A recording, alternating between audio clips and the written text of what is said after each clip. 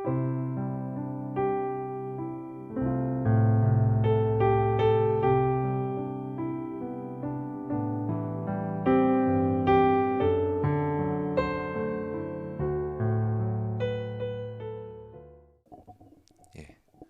오늘 본문 잘 아시는 대부분은 잘 아시는 본문이라고 생각이 듭니다.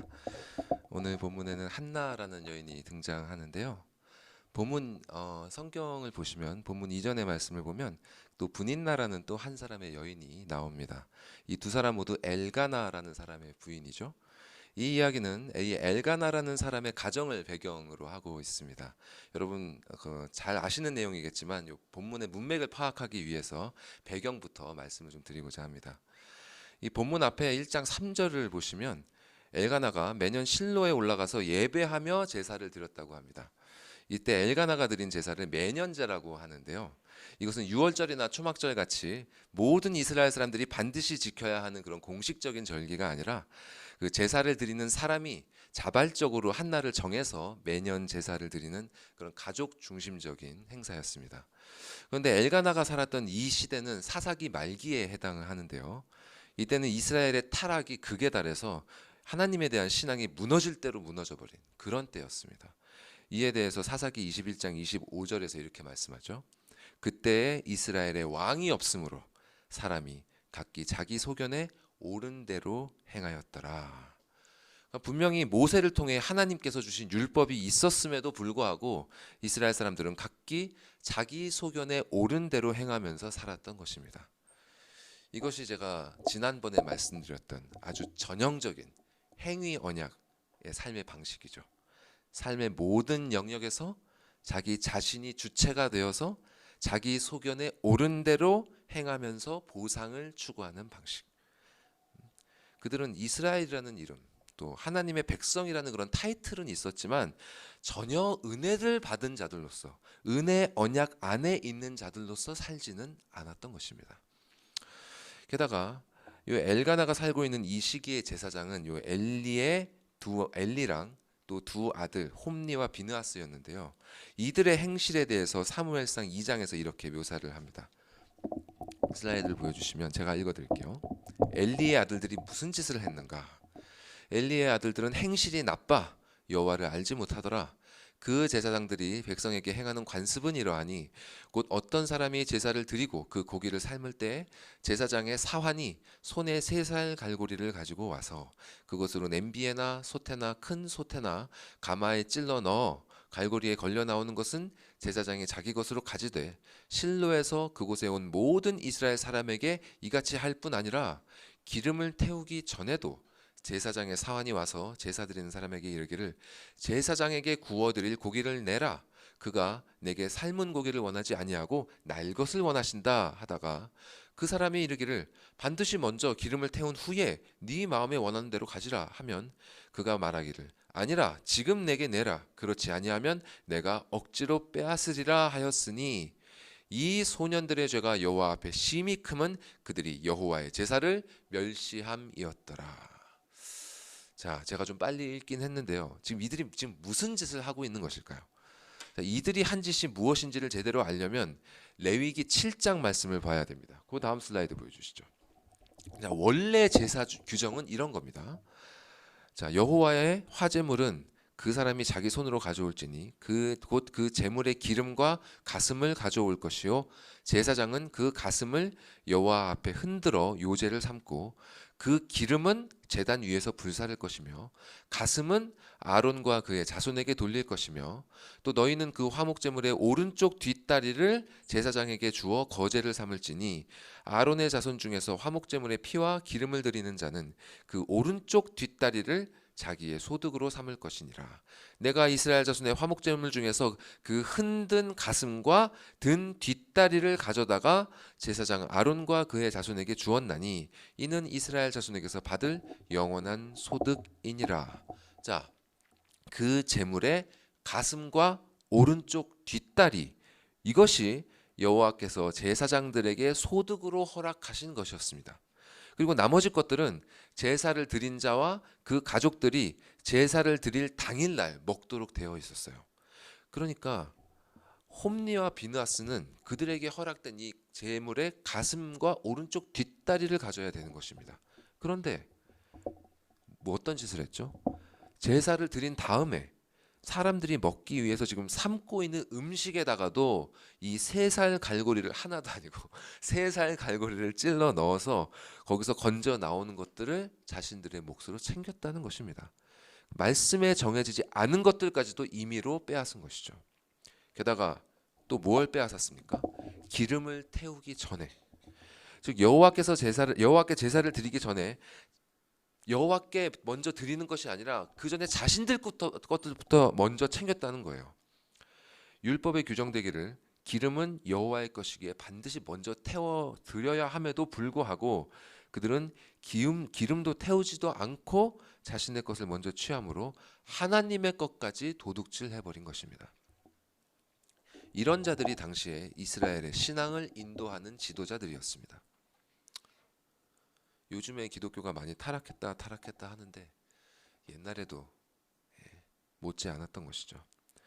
그런데 이런 시기에 이 엘가나라는 사람은 매년제를 지키고 있었습니다.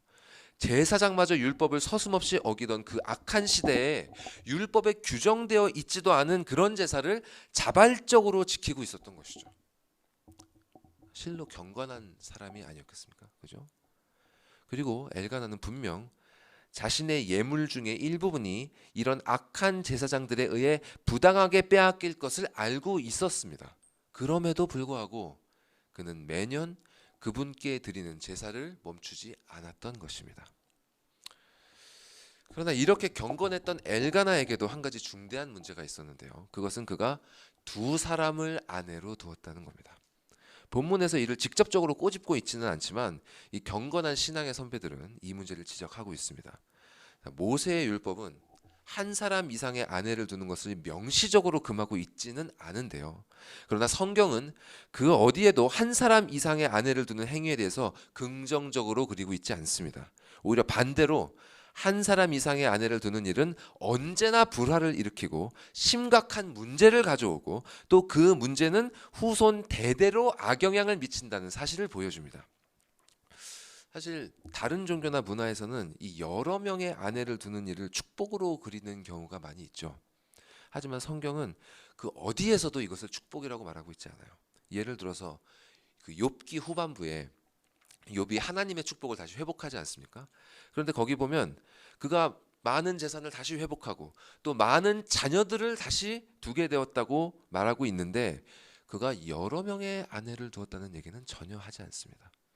그러니까 성경은 처음부터 끝까지 이런 경향을 갖고 있어요. 그러니까 이런 성경의 경향을 고려할 때 오늘 본문의 내용도 보시면 2사람의 아내로 말미암아 일어나는 불화를 그리고 있지 않습니까? 엘가나는 경건한 자였습니다만 그에게 이런 약점이 있었음을 성경은 은근히 드러내고 있는 것입니다. 그리고 이런 약점으로 인한 불안 요소가 엘가나의 집안에 마침내 문제를 드러낸 것이죠. 그의 2 아내 중 하나인 브닌나만 자식들을 낳게 되었고 한나는 자식을 갖지 못한 것입니다. 이런 상황에서 엘가나는 매년제를 드리고 제물의 몫을 나눌 때 항상 한나에게는 다른 가족들의 2배를 챙겨주었습니다. 자, 5절에 보면 엘가나가 한나를 사랑했기 때문에 이렇게 행동했다고 기록하고 있는데요. 이로 보아서 엘가나는 분인나보다는 한나를 조금 더 사랑했고 거기에 더해서 자식을 낳지 못하는 한나가 안쓰러워서 아마 이렇게 행동한 것이 아닌가 싶습니다. 하지만 여러분 생각을 해보시면 이게 그렇게 지혜로운 행동은 아니었던 것 같아요. 그렇죠? 그 뒤를 보지 않아도 어떤 일이 일어날지 예상이 되지 않습니까? 여지없이 이어지는 6절과 7절에서 이렇게 기록합니다. 6절 7절을 보면 여호와께서 그에게 그러니까 한나에게 임신하지 못하게 하심으로 그의 적수인 브닌나가 그를 심히 격분하게 하여 괴롭게 하더라. 매년 한나가 여호와의 집에 올라갈 때마다 남편이 그같이 2배를 주는 그같이 하매 브닌나가 그를 격분시킴으로 그가 울고 먹지 아니하니. 매년 가족이 하나님께 제사를 드리러 갈 때마다 이런 일이 일어났으니 한나에게는 제사를 드리러 가는 일이 즐거움이 아니라 오히려 괴로움이었을 것입니다. 하나님의 은혜에 가족들이 함께 감사를 드리고 또 즐겁게 그 은혜를 누리는 날이어야 할 매년제가 한나에게는 오히려 극심한 고통의 날이 되고 만 것이죠. 이것이 바로 오늘 본문 이야기의 배경입니다.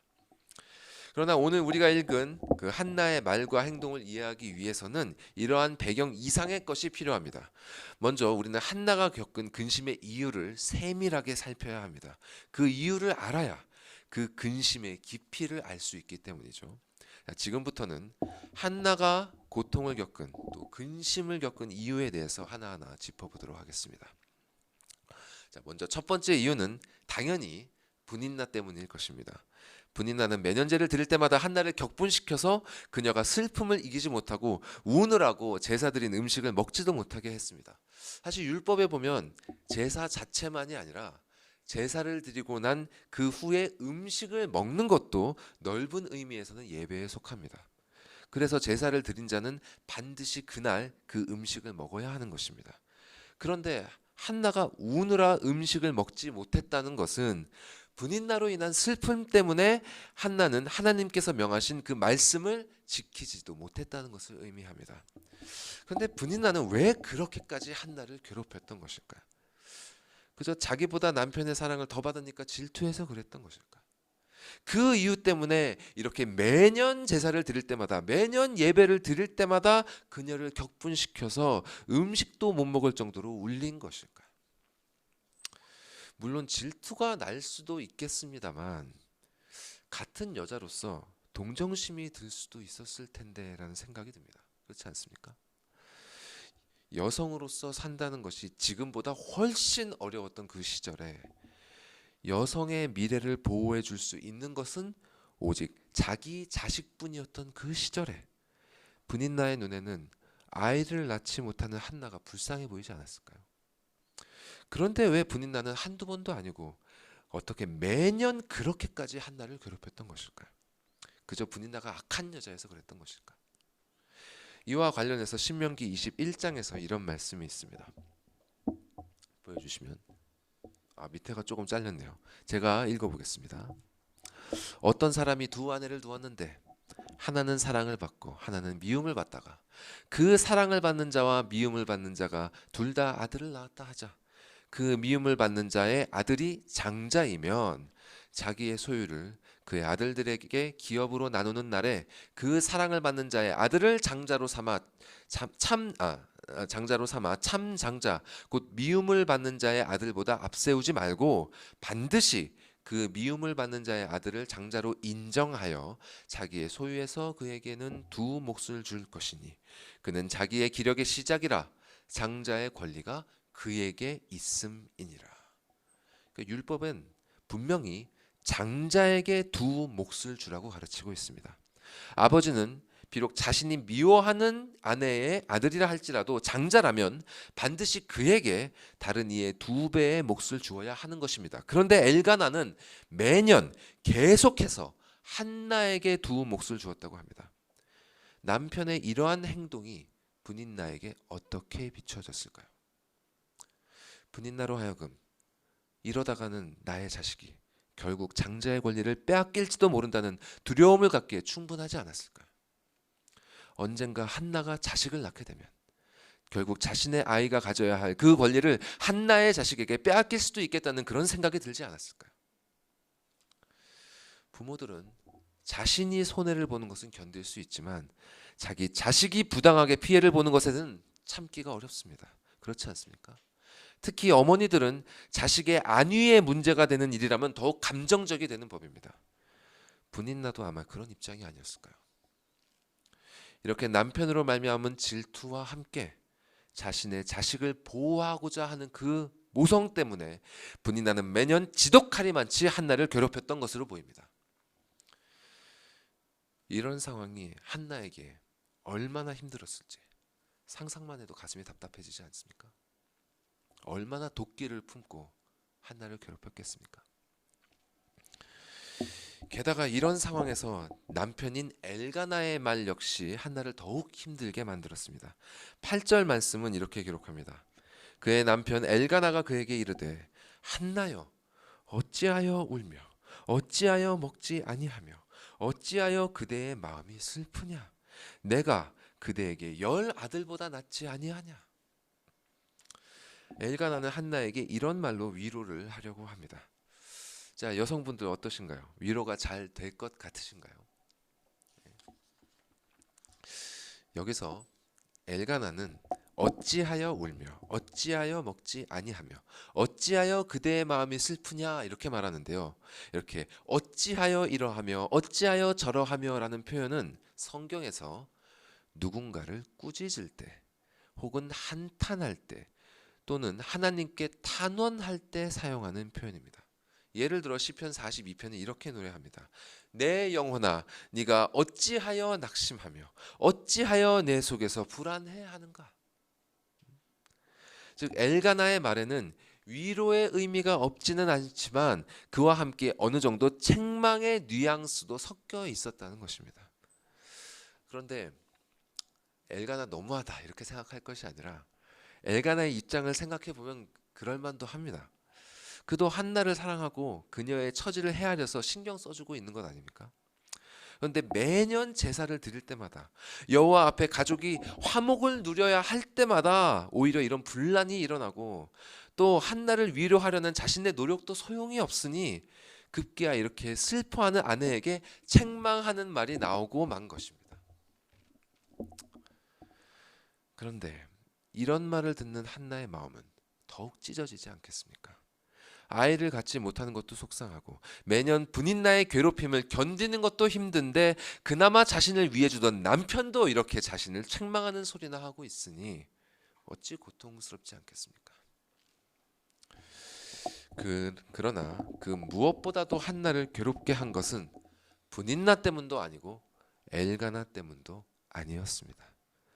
성경은 한나가 자식을 갖지 못한 것에 대해서 그저 그녀가 아이를 낳지 못했다 아니면 불임이었다 이렇게 표현하지 않고 이렇게 기록합니다. 여호와께서 그에게 임신하지 못하게 하셨다. 본문은 5절과 6절에 걸쳐 두 번이나 연속적으로 이 말을 반복합니다. 여호와께서 그에게 임신하지 못하게 하시니 여호와께서 그에게 임신하지 못하게 하심으로. 그리스도인이 이 세상을 살면서 온갖 어려움이 닥쳐도 견뎌낼 수 있는 이유가 무엇입니까? 바로 하나님께서 나의 어려움을 헤아리시고 하나님께서 나의 피난처시요 도움이 되신다는 사실 때문 아닙니까? 그 어떤 일이 있어도 하나님은 나의 편이시라는 사실 때문에 성도는 그 무슨 일도 이겨낼 수 있는 것입니다. 그런데 바로 그 하나님께서 나를 가장 괴롭게 만드는 그 문제의 원인이 되신다면 얼마나 가슴이 무너지겠습니까? 내가 호소하는 문제를 해결해 주셔야 할 그분께서 오히려 그 문제의 원인이 되신다면 그 얼마나 절망적이겠습니까? 이러한 절망이 깊어지면 내가 하나님께 버림을 받았구나 그런 생각마저 들지 않겠습니까? 어떤 목사님은 분인나가 이런 말로 한나를 괴롭혔다고 추측하시기도 하더라고요. 여호와께서 너를 임신하지 못하게 하시는 거야. 그런 말을 듣는 한나의 마음 생각해 보십시오. 만일 여러분이 그런 말을 듣는다면 어떤 생각이 드시겠습니까? 설령 누군가에게 실제로 그런 말을 듣지 않았다 하더라도 내가 가장 괴로워하고 있는 그 문제가 다른 누구 때문이 아니라 바로 하나님 때문에 일어났다는 사실을 알게 된다면 그리고 그 문제에 대해서 하나님께서 나를 버리셨다고 느껴진다면 여러분은 그 심정이 어떠실 것 같습니까? 성경은 매정하리만치 이 사실을 부인하지 않습니다. 오히려 두말할 수 없을 정도로 명확하게 이 사실을 선포합니다. 여호와께서 한나를 임신하지 못하게 하셨다. 이것이 바로 한나가 근심에 또 절망에 빠지게 된 원인이었습니다. 그녀는 그녀의 대적자 때문에 근심하게 되었습니다. 그리고 그녀를 사랑하는 사람 때문에 근심하게 되었습니다. 마지막으로 그녀는 그녀의 모든 것이 되신 하나님 때문에 근심하게 되었습니다. 만약 여러분이 이렇게 한나와 같은 처지에 놓이신다면 여러분은 어떻게 반응하시겠습니까? 하나님마저 여러분을 버린 것과 같은 그런 현실에 맞닥뜨렸을 때 여러분은 어디서 위로와 소망을 찾으시겠습니까? 이런 상황에서 오늘 본문 9절 말씀은 이렇게 진술합니다. 같이 읽어보겠습니다. 시작. 그들이 실로에서 먹고 마신 후에 한나가 일어나니 그때 제사장 엘리는 여호와의 전 문설주곁 의자에 앉아 있었더라. 히브리어 원문을 보면요, 한나가 일어났다, 이 말이 가장 먼저 나옵니다. 한나가 일어났다. 한나는 이 절망적인 상황에서 일어선 것입니다. 70인역 성경이 이 사무엘상을 해석할 때 굉장히 중요한 성경인데요, 70인역 성경은 이 부분을 이렇게 번역하고 있습니다. 한나가 일어나 여호와 앞에 섰다. 한나가 일어나 여호와 앞에 섰다. 일어나 여호와 앞에 섰다는 이 동사는 계속적으로 하는 그런 행동이 아니라 일회적인 행동을 뜻하는 그런 형태로 되어 있습니다.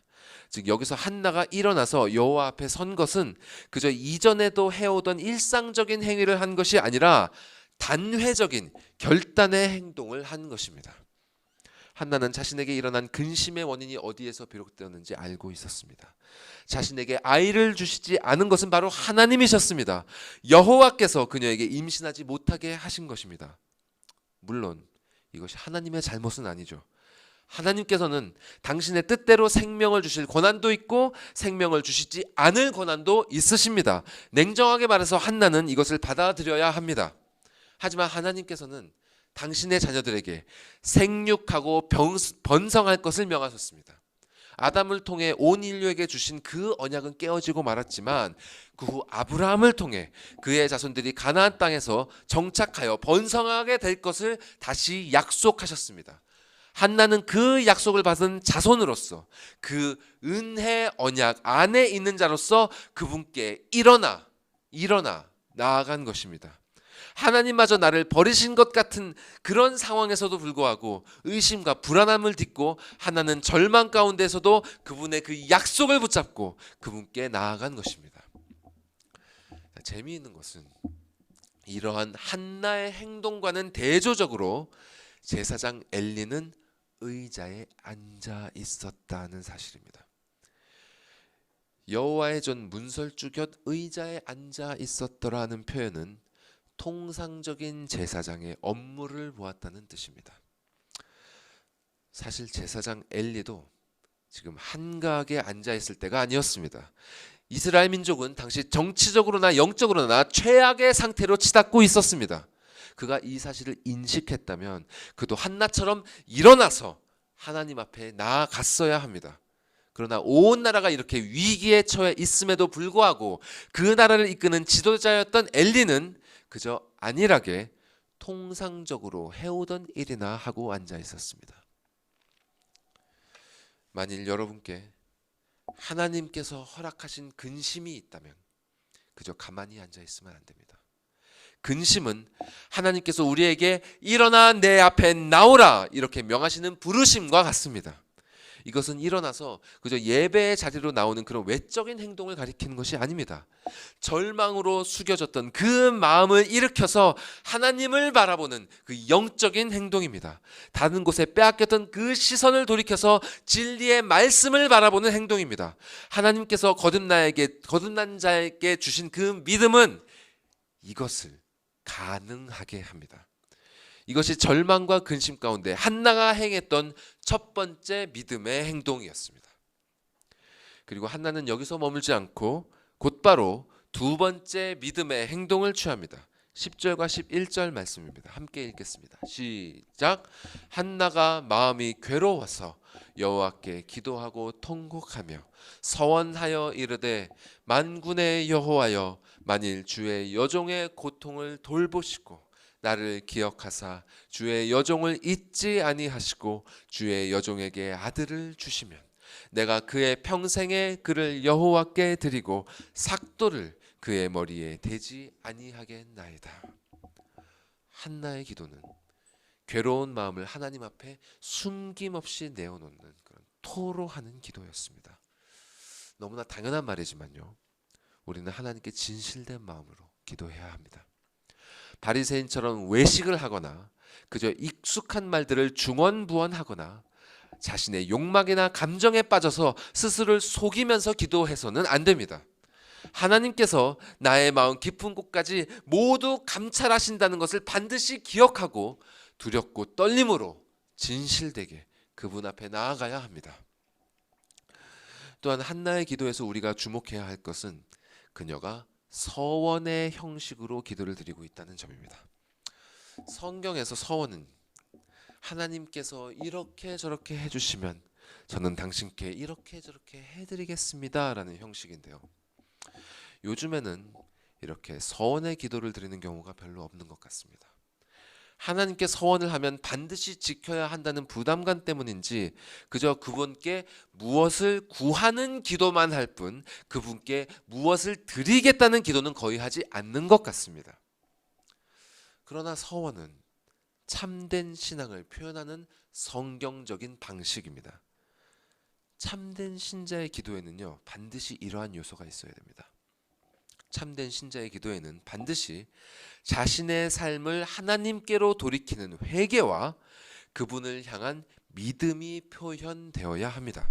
그리고 서원은 이러한 회개와 믿음이 그저 공허한 말에 지나지 않는다는 것을 지나는 것이 아니라는 것을 공허한 말이 아니라는 것을 맹세하는 결단의 표시입니다. 당연히 바르지 못하거나 무리한 서원을 해서 맹세한 바를 지키지 못하면 안 되겠죠. 하지만 기도하는 가운데 고백한 회개와 또 믿음의 순종을 실천하지 않는 것 역시 서원을 지키지 않는 것과 마찬가지입니다. 그리고 서원은 우리의 마음이 진실로 어디를 향하고 있는지를 보여줍니다. 여기서 그녀가 하나님께 아들을 주시면 내가 그의 평생에 그를 여호와께 드리고 삭도를 그의 머리에 대지 않겠다고 말한 의미는 그 아이를 나시린으로 드린다는 의미인데요.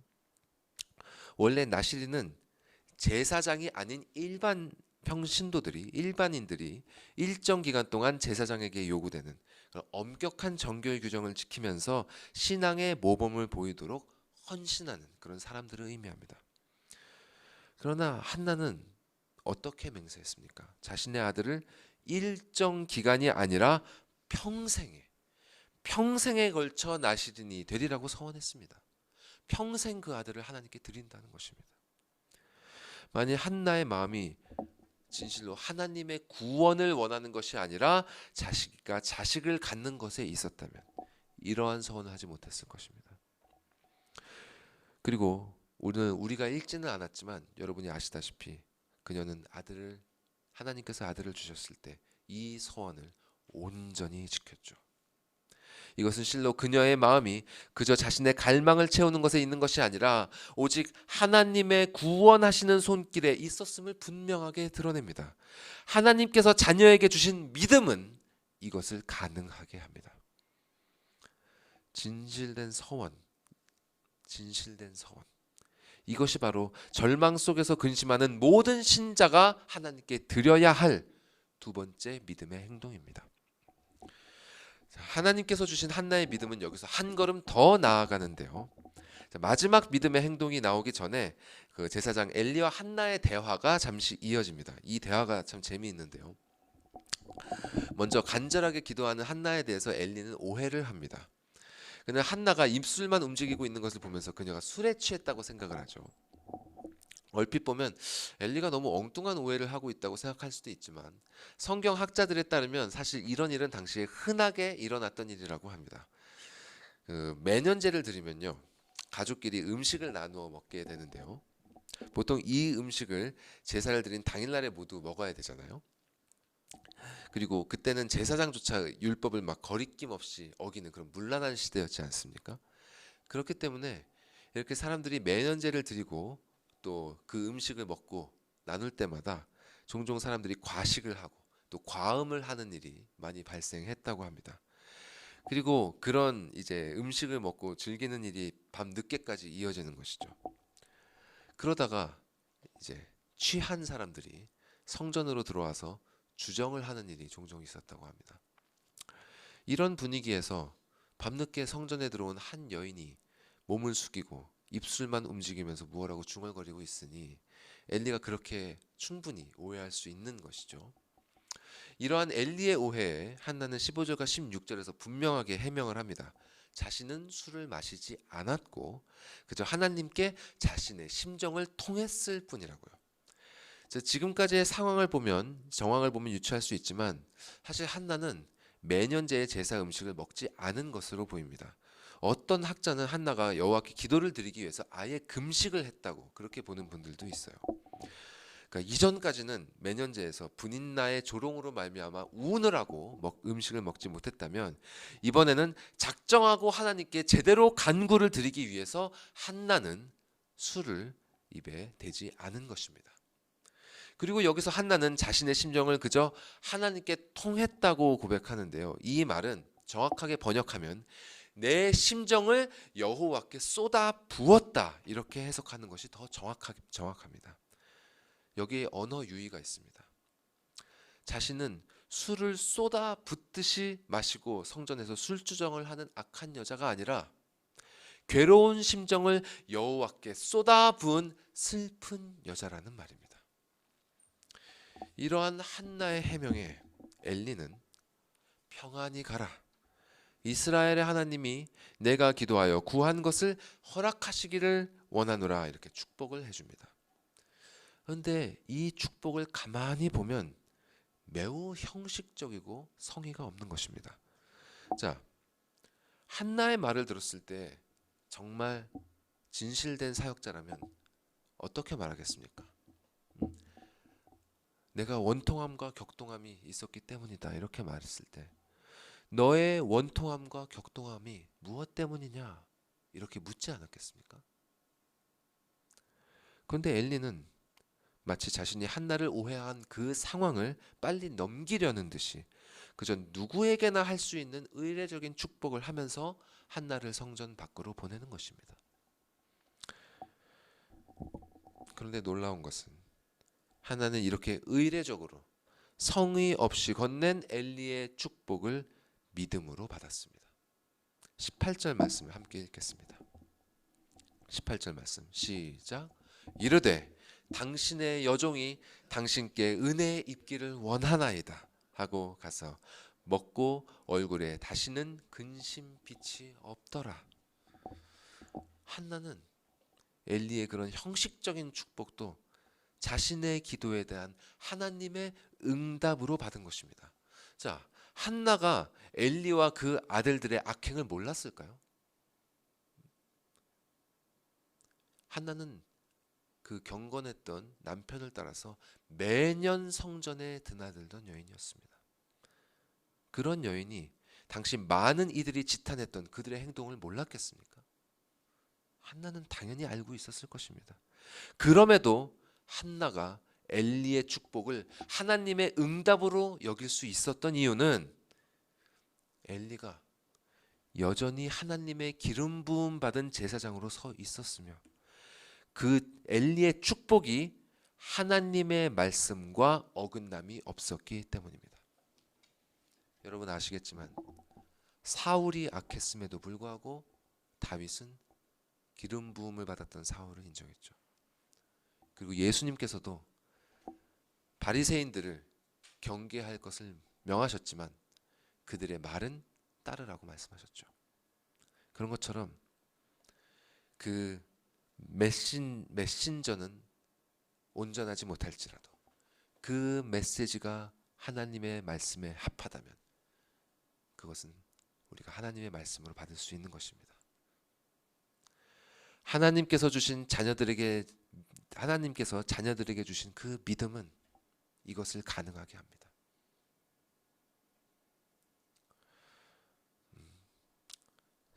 우리 교회는 그런 일이 있지 않습니다만 그 목회자에게 마음이 상해서 그 목회자의 말씀도 받지 못하는 분들 참 많잖아요. 네. 하지만 진정한 믿음이 있다면 진리의 말씀은 받을 수 있는 것입니다. 자녀에게 중요한 것은 그 말씀의 그릇이 아니라 그 말씀 자체입니다.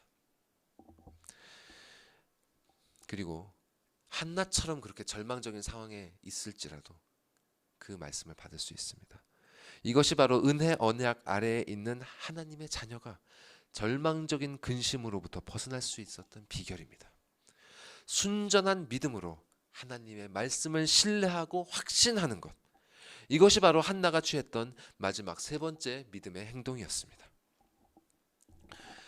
자, 이제는 우리 자신을 돌아보면서 말씀을 마치고자 합니다. 우리는 먼저 자신의 근심에 대해서 점검해 볼 필요가 있습니다. 여러분은 지금 어떤 문제로 근심하고 계십니까? 혹시 별다른 근심 없이 잘 지내고 계십니까? 만일 그렇다면 그것은 좋은 일이죠. 삶에서 별다른 근심이 없다는 것은 참으로 감사할 일입니다. 자, 다만 그런 분들은 하나님께 감사를 드리시기 전에 한 가지 스스로에게 물어야 할 질문이 있습니다. 현재의 삶에 별다른 근심이 없다고 여겨지는 분들은 지금 하나님의 말씀에 비추어서, 그리고 여러분의 양심에 비추어서 자신에게 부끄러운 죄가 없는지 살펴보십시오. 하나님보다 여러분에게 더욱 위로가 되고 기쁨이 되는 죄가 없습니까? 그분의 진리와 사랑보다 더 탐닉하고 즐기고 있는 죄가 진정 없습니까? 하나님의 아들마저 유혹하고 넘어뜨리려 했던 그 사탄이 정말 여러분을 가만히 놔두고 있습니까? 여러분 마음에 숨겨져 있는 그 육신의 정욕과 안목의 정욕과 이생의 자랑이 정말 그 입을 다물고 조용히 있습니까? 여러분의 마음이 진짜 그런 상태입니까? 그렇다고 대답하시는 분 없기를 바랍니다. 없기를 바랍니다. 사도 요한은 단호히 말씀했습니다. 만일 우리가 범죄하지 아니하였다 하면 하나님을 거짓말하는 이로 만드는 것이니 또한 그의 말씀이 우리 속에 있지 아니하니라. 모든 사람은 죄로부터 자유로울 수 없습니다. 그리스도인이라고 해서 예외가 아닙니다. 자신에게 죄가 없다고 말하는 사람은 그 말을 내뱉는 순간 하나님을 거짓말하는 분으로 만드는 최악의 죄를 범하고 있는 것입니다. 이렇게 우리 모두에게 죄가 있음을 부인할 수가 없는데 여러분은 정말 이 죄로 인한 근심이 없으십니까?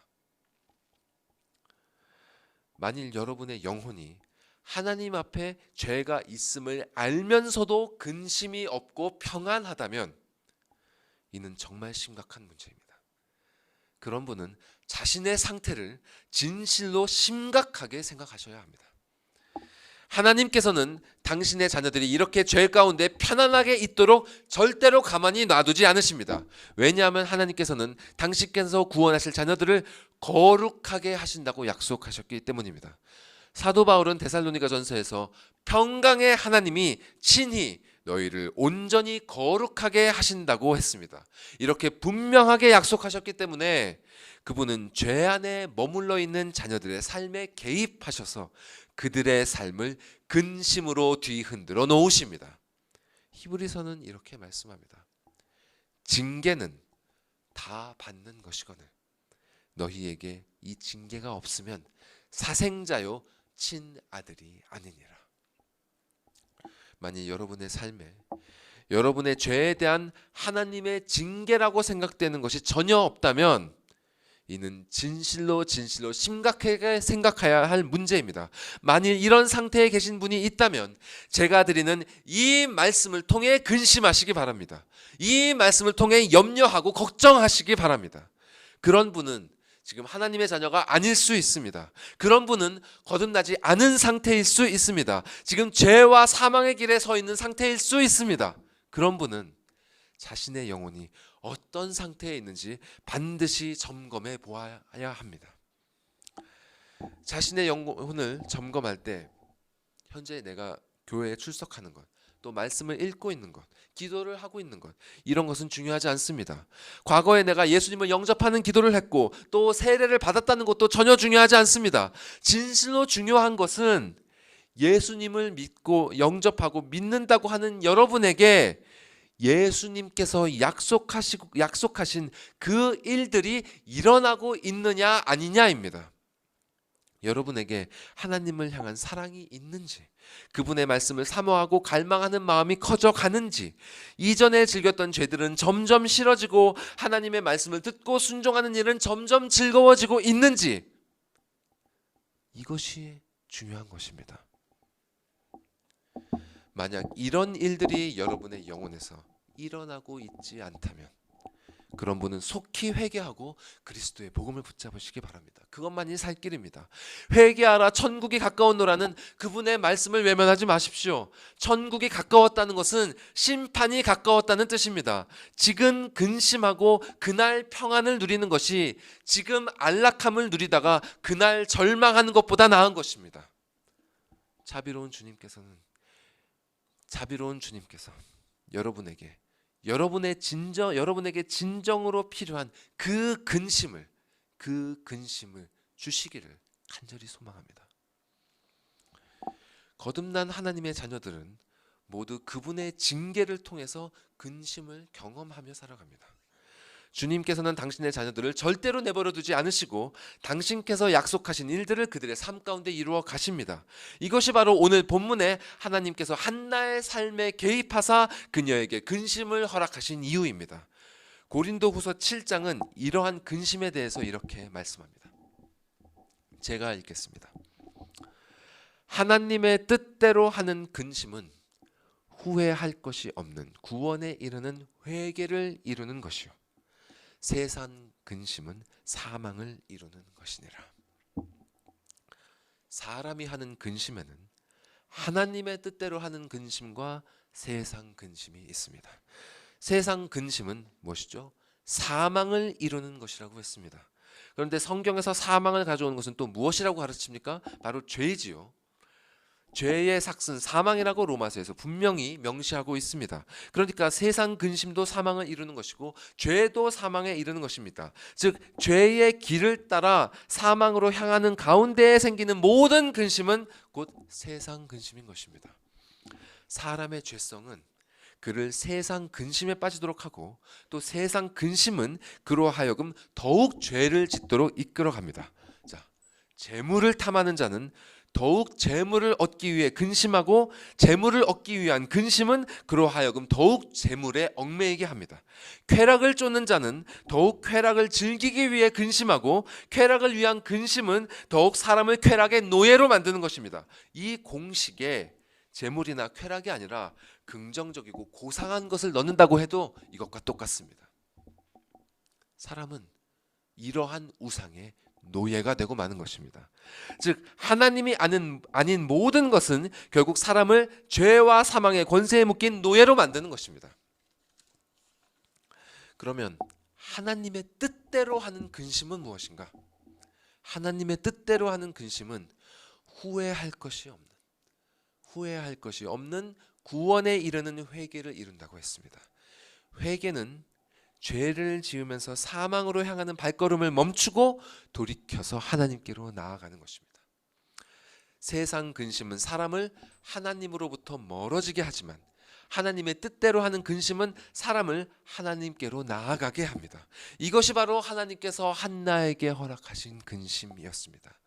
한나의 근심은 진실로 괴롭고 고통스러운 것이었지만 그녀의 발걸음을 당신께로 이끄시는 그분의 은혜로운 선물이었던 것입니다.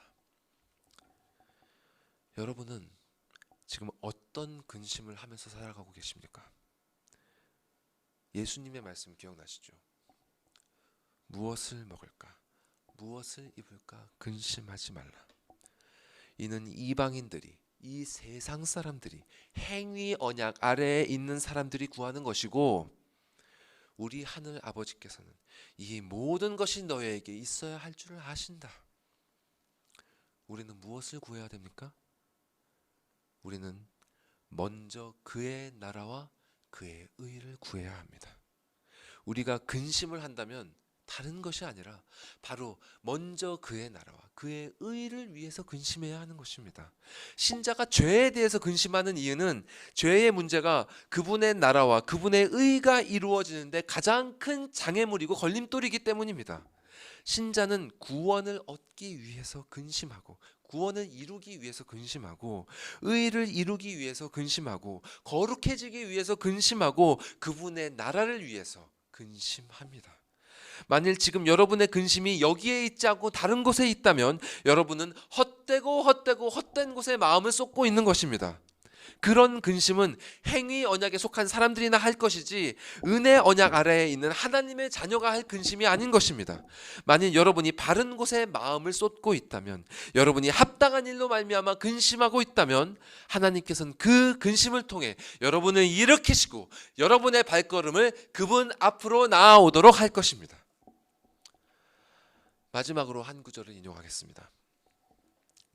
사도 바울은 고린도 후서에서 이렇게 말했습니다. 하나님께서 자신을 너무 자만하지 않게 하시려고 내 육체에 가시 곧 사탄의 사자를 주셨다고. 그리고 그것을, 이 육체의 가시를, 이 사탄의 사자를 떠나가게 하기 위해서 주님께 3번이나 간구했으나 그분께서 그것을 듣지 않으셨다고 말입니다. 그분께서 이렇게 말씀하셨다고 고백합니다. 제가 읽겠습니다. 하나님께서 나에게, 바울에게 이르시기를 내 은혜가 네게 족하도다. 이는 내 능력이 약한 데서 온전하여짐이라 하신지라. 그러므로 도리어 크게 기뻐함으로 나의 여러 약한 것들에 대하여 자랑하리니 이는 그리스도의 능력이 내게 머물게 하려 함이라.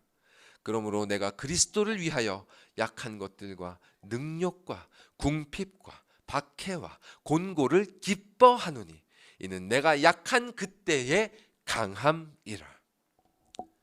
이것이 바로 하나님의 자녀가 누리는 근심의 유익입니다. 그 어떤 근심이 닥친다 해도, 그 어떤 절망적인 상황이 닥친다 할지라도 하나님의 자녀는 그분의 말씀 안에서 얼마든지 기뻐할 수 있습니다. 상황은 아무런 변화가 없다 할지라도 하나님의 약속의 말씀만 있으면 한나처럼 얼굴에서 근심의 빛이 사라지고 바울처럼 도리어 크게 기뻐할 수 있는 것입니다. 이것이 바로 이 세상은 절대로 알 수 없는, 행위 언약의 길을 따르는 자들에게는 상상조차 할 수 없는 은혜 언약 속에 허락된 근심의 비밀인 것입니다. 부디 우리 모두에게 이 비밀의 축복의 실제가 우리에게 현실이 되기를 간절히 소망합니다. 기도하시겠습니다.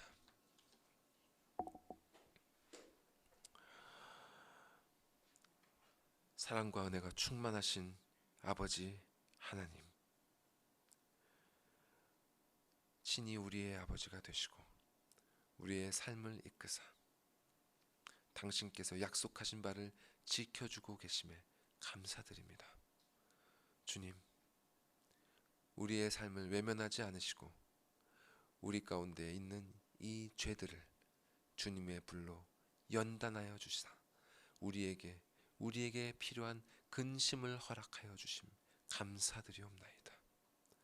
우리가 한나처럼 절망 가운데 그저 무너져 있는 것이 아니라 일어나 여호와 앞에 서서 당신의 말씀을 구할 수 있게 하여 주시고 오직 그 말씀만으로 얼굴에 근심빛이 사라지게 하시옵고 오직 그 말씀만으로 바울처럼 도리어 기뻐할 수 있도록 주님 인도하여 주시옵소서.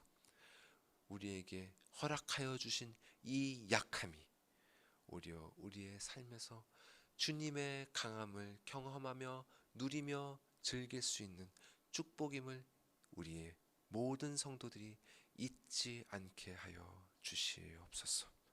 이 모든 말씀 우리 구주 예수 그리스도의 이름으로 기도드리옵나이다. 아멘.